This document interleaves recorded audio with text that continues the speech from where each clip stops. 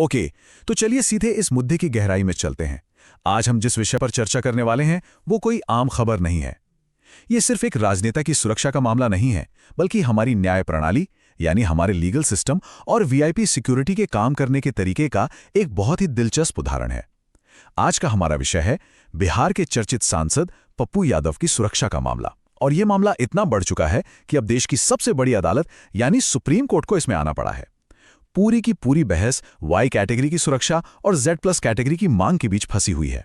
एक ऐसा high profile मामला जिसमें कई कानूनी पेच हैं। तो चलिए इस पूरी कानूनी लड़ाई को जरा परत दर परत समझते हैं कि आखिर ऐसा क्या हो गया कि सुप्रीम कोर्ट को इसमें सीधा दखल देना ही पड़ा। 24, जी हाँ 24। यह सिर्फ कोई रैंडम नंबर नहीं है, बल्कि इस पूरे मामले की सबसे बड़ी वजह है। दरअसल ये नंबर हमें बताता है कि आखिर क्यों ये मामला अचानक इतनी सुर्खियों में आ गया।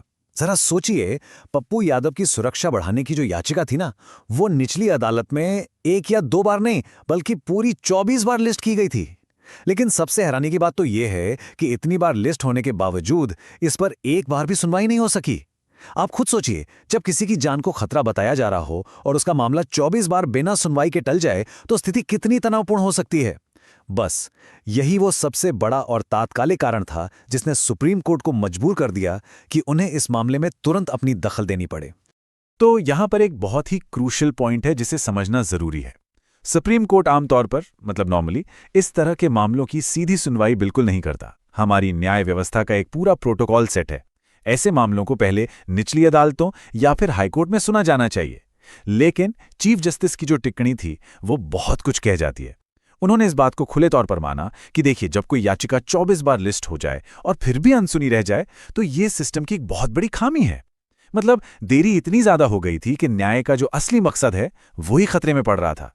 इसीलिए ये एक ऐसी असामान्य स्थिति बन गई थी जहां अदालत को अपने नॉर्मल प्रोटोकॉल से हटकर मजबूरन इस मामले को अपने हाथ में लेना पड़ा। अब जरा दोनों पक्षों की ग्राउंड रियलिटी को तोलते हैं। एक तरफ वो स्थिति है जो पप्पू यादव के वकीलों के हिसाब से अभी चल रही है। कागजों पर तो उन्हें आधिकारिक तौर पर वाई श्रेणी की सुरक्षा मिली हुई है, लेकिन वकीलों का दावा है कि यह सिर्फ एक पेपर सिक्योरिटी है। जमीनी स्तर पर अगर देखें तो उनके पास केवल 2 सुरक्षा गार्ड मौजूद हैं, बस 2। और दूसरी तरफ उनकी डिमांड क्या है? Z+ सुरक्षा। अब Z+ तो हम सब जानते हैं कि यह भारत की सबसे कड़ी सुरक्षा श्रेणियों में से एक है, जिसमें दर्जनों कमांडो होते हैं, एक पूरा उन्नत सुरक्षा घेरा होता है। तो वकीलों का पक्ष एकदम साफ है कि वर्तमान की ये जो 2 गार्ड वाली व्यवस्था है और जो Z+ सुरक्षा की जरूरत है, इन दोनों के बीच एक बहुत बड़ा फासला है जिसे तुरंत भरा जाना चाहिए। अब आपके दिमाग में ये सवाल जरूर आ रहा होगा कि आखिर अचानक इतनी हाई लेवल सिक्योरिटी की मांग क्यों की जा रही है। तो अदालत के सामने वकीलों ने खतरे का जो विवरण दिया वो काफी हैरान करने वाला था। उन्होंने साफ कहा कि देखिए, ये कोई राजनीतिक डर या आशंका नहीं है, ये एक बहुत ही रियल और तत्काल खतरा है। सबसे बड़ा दावा ये था कि